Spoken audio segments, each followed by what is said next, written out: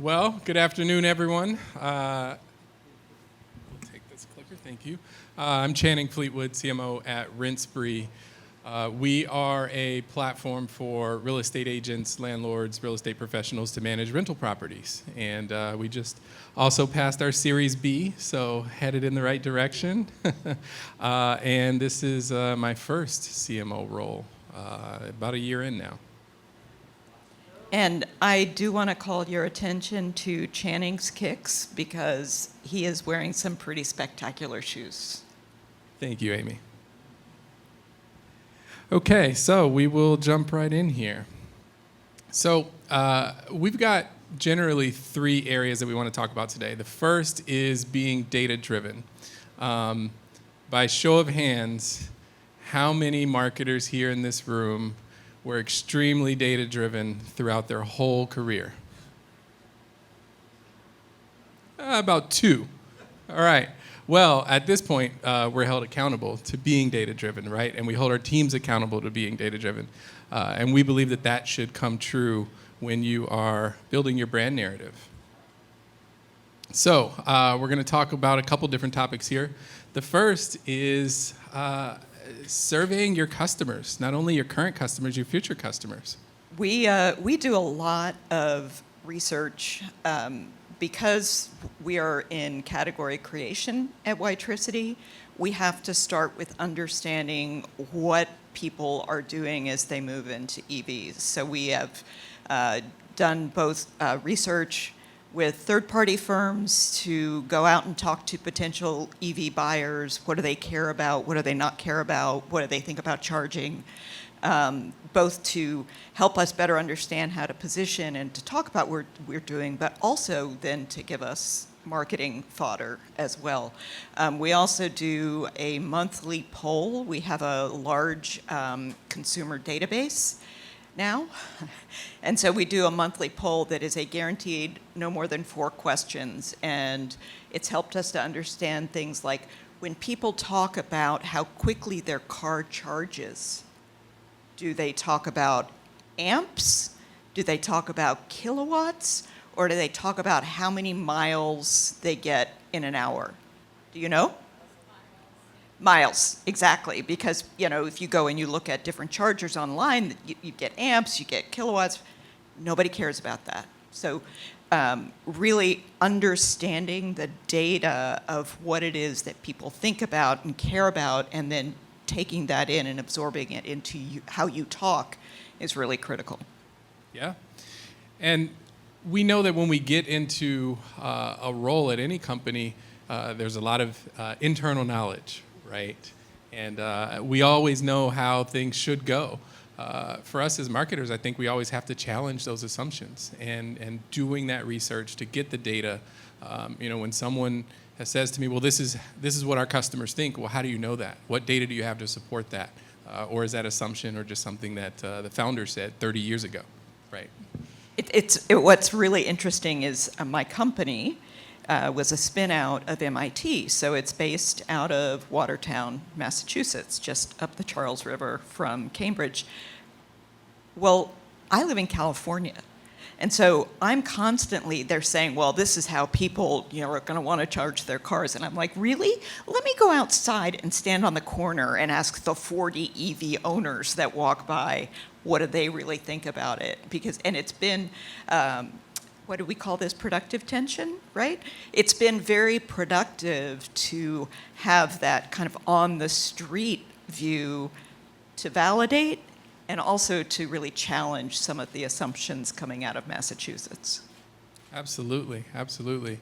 How often are you guys talking about competition, Amy? We talk about competition just about every day, sometimes twice a day.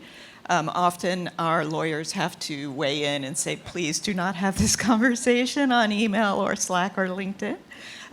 But you got to know what they're doing and paying attention. When I've had larger product marketing teams, the product marketers know their competition and are tracking and really paying attention and having regular sessions of here's what's going on, here's what we need to worry about, here's what we don't need to worry about. But that's a critical part of knowing the data. Absolutely. I think even Apple looks at their competition, right? And they're always leading the way. So I think if you're running into those in the C-suite that says, we don't care about competition, we do our own thing, we hedge our path, we know that we need some data behind that. And I think that goes into our next point here, which is really around market insights, right? Doing competitive analysis, talking to your sales teams, talking to your future customers, talking to your current customers.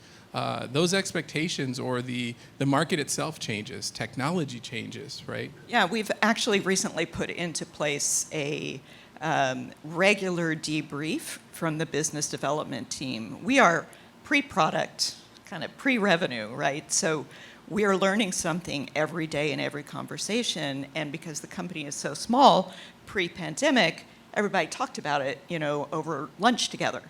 Well, now we're larger and we're globally distributed, and so we've now had to put processes in place where we can say, okay, you met with Porsche. What did we learn? What did they ask about? What are they concerned about? What are they not concerned about? And really making sure that you are taking that data in and processing it, and then what does that mean? What should we change? A great example, all of a sudden, Germany wants to go vehicle to grid, right? They are anxious. They're leading the way in having renewable energy sources, solar, wind for it primarily, and they want to get off the Russian oil as soon as possible. So they are really pushing harder, but you can't go renewable energy unless you have a way to modulate the swings. Like, it's not a sunny day, it's no wind. And so they're really looking at electric vehicles and the storage in electric vehicles as a means to be able to give energy back to the grid when needed, because those batteries are actually quite large and most cars sit parked most of the time. So I just knew this German customer kept talking about V2G, and I'm like, why? Finally, why don't we ask? Come to find out. When's the last time you did a pestle analysis or had one of your team members do it, right? There's so many things that are going on beyond our own worlds, right, that we have to pull some of these old school tools out and use them. And the next point here is educating the C-suite. I think we heard a lot about that today. Marketing and sales working together, marketing and finance working together, and that's extremely And I think important. we heard it in the first session this morning, right? The tenure of CMOs is so short, in large part because the people hiring a CMO don't really know what they're looking for. And if you aren't regularly educating the rest of the C-suite on what's important and why, and putting it in the language that they understand. Antonio Lucero, who was CMO at HP, briefly, the first thing he said to me when he came in is he said, let's look at the numbers, because that is the language of the boardroom. So you have to start with the numbers and then work your way into the ability to talk about stuff that really only marketers care about. All right, now we're going to jump into how to tell a more compelling story, right? We talked a little bit earlier, Amy and team talked about customer storytelling. So how do you do that? We've got a bunch of good ways to do that, but one is knowing your customer's aspirational identity, right? Nike knows that everyone wants to be like Mike. And I think each of us in here has to understand what is our customer's aspirational identity. Who do they really want to be? What makes them tick? Right, this is where all of your persona work comes into play. The next EV buyer, we found through our research and looking at the data, falls into one of three categories, right? One is the early adopter tech person, bragging rights person, and they want to have the latest tech, and that's all they care about. So when we talk to them, that's one thing. The second major category are the people who are concerned about the environment. They're much more pragmatic. They don't care how fast or whiz bang, and they don't want to know from magnetic resonance. They just want to know it's going to work and it's safe. And so you have to really get at who these people are and what they want, or you could be selling completely the wrong thing. Yeah, absolutely. And for us, we know that 30% of realtors fail within their first year of business, right? And so giving them an additional revenue stream, which is rentals, really speaks to what their aspiration is. And then we want to talk about defining the hero of your brand story. You got to talk about this because I think this is fascinating. So for us, one of the things we quickly realized in doing some survey work and talking to our current customers and future customers is we are not the hero of our own brand story. It's the real estate agent. And we made that decision consciously, not just because we want to put our customer first, because everyone says put your customer first. Great concept, but realistically, it's because we know that real estate agents are very much a type A personality. They want to win. They want to be the hero, and they see us as a tool to help them get there. So for us, we chose to be the complement to that story. I think that's awesome. When we first talked about this, I've been rolling that in my head since then because you're always. Your gut is, well, here's the problem, we solve the problem, voila! And so, look at how great we are. But I think really finding ways to make your customer the hero of your story is just incredibly powerful. And a practical way of doing that is in the language. And when you look at, let's say, your creative team, and you look at their writing style guide, are they saying that we provide the tools to allow you to do this, or right? How do your writers actually write? Are they writing as if we are the hero, or are they writing as if we are the one to assist or to give you the tools so that you can do what it is that you need to do? I'm not going to close the deals. You're going to close the deals as a real estate agent. And so we want to talk a little bit about aligning to the customer journey. I think we all understand that that customer journey is not just a digital online thing, but that journey is online, offline. It's start to finish, from when they are first aware of your product to that continuous cycle. Yeah, and if I kind of look at the aspirational identity, the hero of your story, and the customer journey, I can give you an example of how these three work together from my time at Omnitrax. So Omnitrax basically invented the transponder business. They were the ones who invented the whole notion of being able to track trucks and know where they are, originally with satellite, now with Wi-Fi. But they were on-premises, heavy install, expensive, blah, blah, blah, ripe for the picking from a great born-in-the-cloud company who came in. And when I first started at the company, our Omnitrax salespeople would say, Samsara goes out there, they got salespeople with their man buns going in and talking to truckers in Cleveland. And I'm like, yeah, I don't really think that you're understanding the customer journey here. You're making fun of the sales guy because he's a software guy, not a trucker. But your trucking customers, come to find out, many of them are family-owned businesses, and the family-owned business is getting passed down to son, and it is usually son. And son wants to do his dad proud, but he also wants to do it a new way. And turns out he's more than happy to talk to that man bun guy who's going to come in, save him a ton of money, give him something that's easier to use. So maybe we should be talking about that customer and the journey that they are on rather than the guy with the California hair. Yep. So some of us are working in industries where there's a lot of competition, right? And you may even have very similar products. One of the ways we can all differentiate is by telling a very different story, right? And so if you then connect that aspirational identity to that story, just challenging your creative teams to come up and do an internal pitch competition, perhaps, right? And how can we pitch our story a little bit differently? And the last thing I want to talk about, and Amy, you had some strong points around this, is just always reinforcing your brand's promise whenever anyone in your company is telling that brand story. Yeah, this is where your employees are your best brand ambassadors. And so making sure that as you're thinking about marketing, and yes, you're partnering with your CFO, and yes, you're partnering with sales, and yes, you're partnering with product, HR is also somebody who can be your best friend, because you want them to be supportive of and endorsing the brand story because, well, one, it can help them hire, which is a pretty big deal, but it can also help them to kind of infuse that into all of the people aspects of running the company. And now you've got a bunch of people out there who are talking and evangelizing on your behalf. Absolutely. Great segue. So the last area we want to talk about is just going company-wide, right?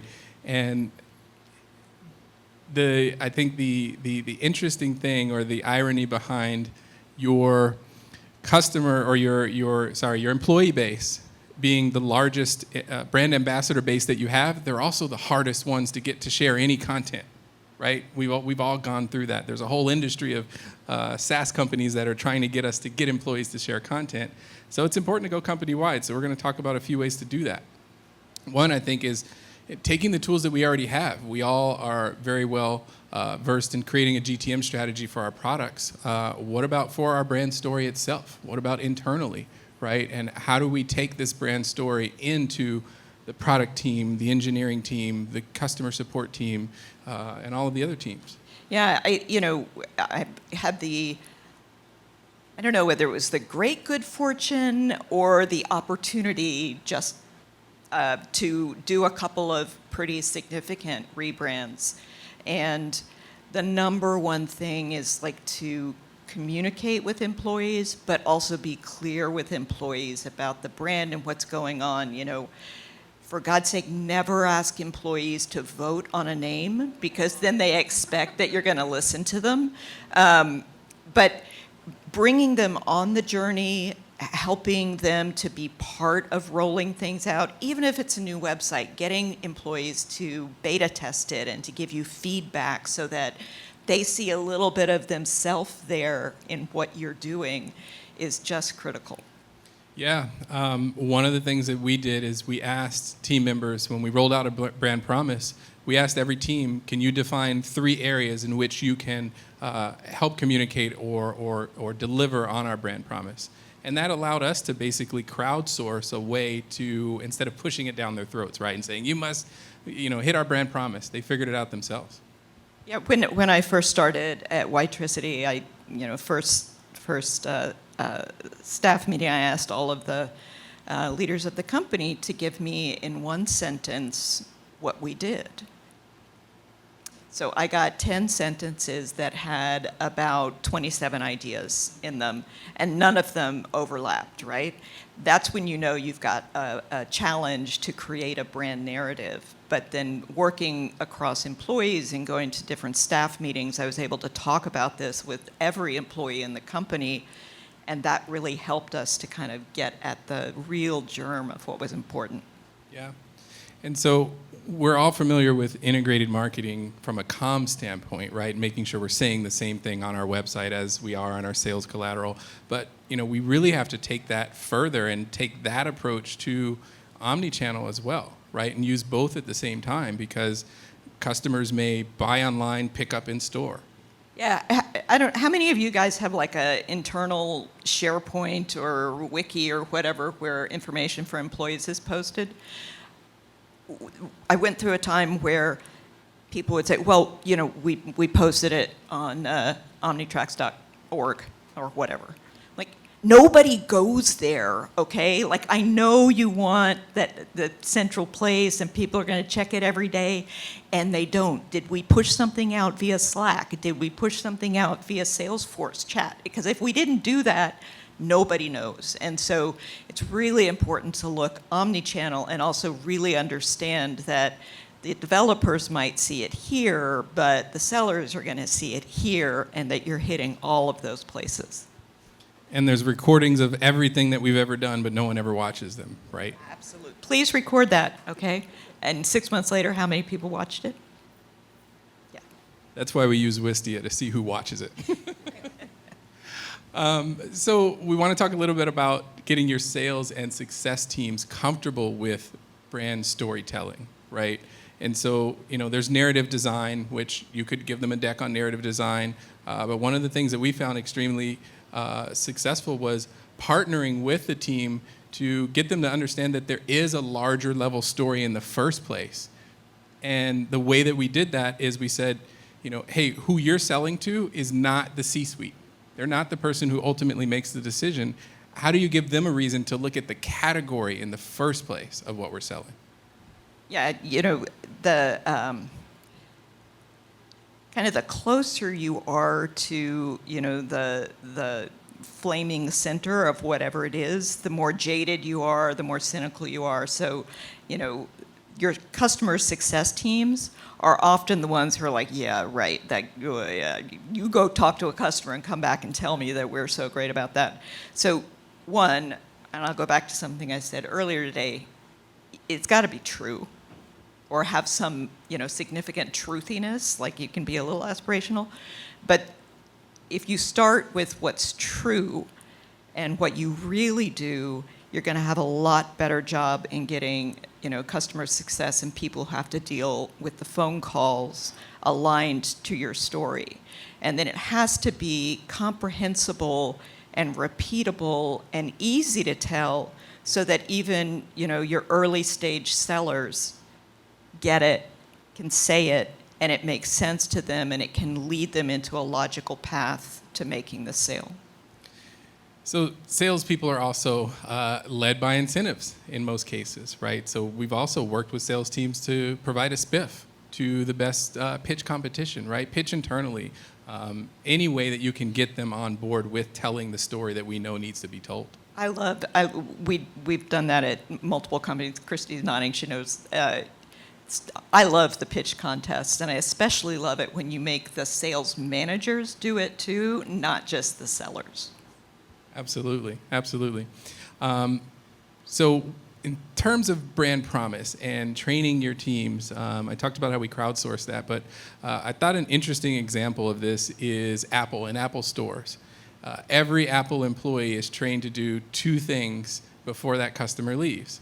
Upsell them on a product to get them to buy something before they leave, and if not, make sure that they reinforce brand affinity. And they have a 5-step process, or APPLE. Yeah, 5-step process, and it goes by Apple. Well, we won't go through the whole process, but that's a great example of people that are on the front line know what it is that they're supposed to do in terms of reinforcing that brand promise. Yeah, Nordstrom is famous for customer service. Now, in the shoe department, the way that is supposed to be represented is a rule called 4 on the floor. So if I ask to see that pair of Nikes in a size 9.5, I want to see those. they are supposed to come back with 4 shoe boxes. One with the thing that I asked for, and if they happen to know, and they should, that it runs large or runs small, they bring the appropriate size regardless of what I asked for. And then they've done some sort of sussing me up, and they bring something, that they think I might be interested in, and then they bring a similar shoe but a little bit different, maybe, right? That when I go to Nordstrom, if I ask for a pair of shoes and somebody doesn't bring me 4 boxes, I'm pissed. Because I'm thinking, you are not living up to your brand right now. So that's really important. Yeah, and I do the same in Apple stores. I'm like, I feel charged up. And I do have a shoe problem. So just going to go ahead. Not at all, not at all. Well, thank you all very much for putting up with us today. Does anybody have any questions or comments? Enjoyed the presentation. So I guess the question is on any tips or rules of the road in getting your brand strategy, your brand message and narrative to really stick across the organization. And I'll give you some context. We did a brand study about a year ago. We've got a brand new shiny brand strategy and positioning in the marketplace, and it's going great. And where we found traction and success as a marketing organization, TV, website, our earned media, our organic social, terrific traction. Where we failed, and I'll plant a flag and say that's partially my fault, is where the other part where it really counts on the front lines, sales, customer success, servicing, CX, all of that stuff. And I wouldn't say we're stuck, but we're not making nearly the progress that I think we've made within the things that we kind of control from a scoping perspective directly. So curious to know, what have you guys found to be successful? So I think it goes back to one of the points that we made earlier, which is aligning the C-suite, right? Or aligning those leaders. And it is a bit of a top-down approach. But we also have the communication tools at our fingertips, especially in this remote world, to also go bottom up at the same exact time, right? And so when we talk about crowdsourcing things, anytime we survey anyone, regardless of if it's marketing or brand, if we survey the org, we give them the results of the survey. So if we're going to crowdsource something like that, we're going to give it back to them, and then they feel that they're able to push it because it's something that they were a part of. So it's a bit of human psychology behind it, but also top down, right? And getting leaders to put something in place to hold people accountable for pushing those metrics forward. Do they have their own KPIs around this, right? Maybe it's one single KPI. Start out with one that they can report on, right? I think it's also important to understand why, because sometimes, you'll give a bright, spanking, beautiful new sales deck to the sellers, and they don't want to use it. They have their pattern down, they have their thing down. It might be a Franken deck, no offense to anybody of sales in the audience, but you have to understand why people haven't adopted the new things that you've given them.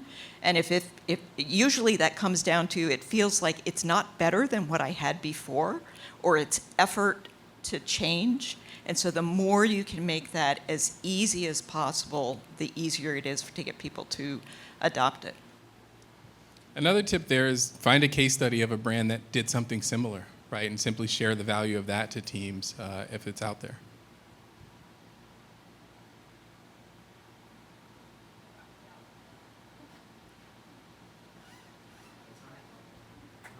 Thank you. Thank you.